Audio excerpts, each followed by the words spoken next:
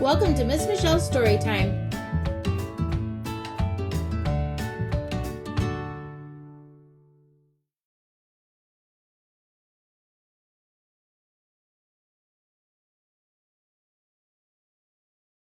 Sam the Sneezing Scarecrow, written by Amanda Kidd, illustrated by Noor Alshalabi.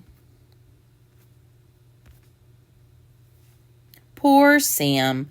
All he ever wanted was to scare the pesky crows, but if he went too close to them, he'd get an itchy nose.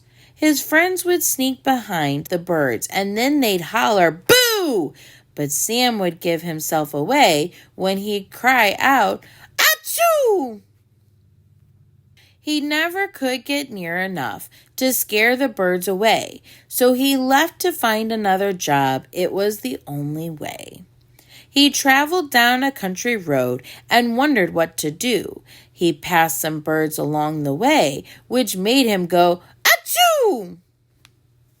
He walked until he reached a farm and asked if he could help, but when a sheep tried eating him, he scurried with a yelp.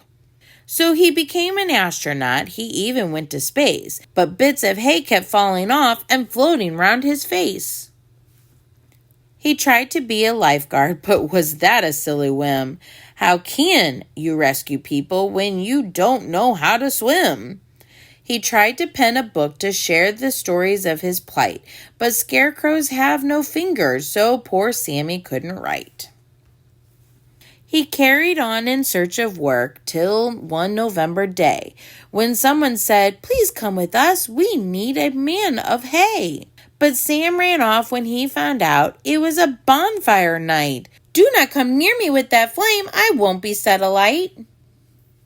Eventually he realized just what he had to do. "It's time I went back home again," he uttered, feeling blue. But when he reached his former field, a change was in the air. Some bigger crows had come to town, and they were hard to scare. All huddled in a corner in a rather sorry state, his scarecrow friends were being pecked. Oh, what an awful fate! Sam crouched behind a wall to think, although he was quite scared. But when his nose began to twitch, "I've got it!" he declared. The big mean crows puffed out their chests and strutted round the place. They laughed as they ate all the crops right in each scarecrow's face. "Don't even try to stop us. There is nothing you can do." But in the midst of mocking them, there was a loud "Achoo!"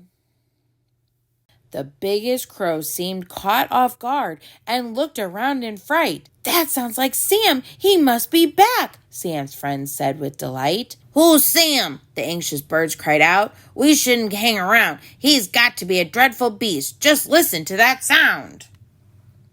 Achoo! Sam's booming mighty roar scared off the birds for good. They squawked and screeched and flapped away as quickly as they could. "Oh, Sammy," said his grateful friends, extending massive hugs. "We're happy you're back, dear friend. You saved us from those thugs." "We knew you had it in you, Sam. You truly are the best. For none of us could scare those crows. We really are impressed." From that day on, Sam always had a grin upon his face. At last he'd found the perfect job. At last he'd found his place.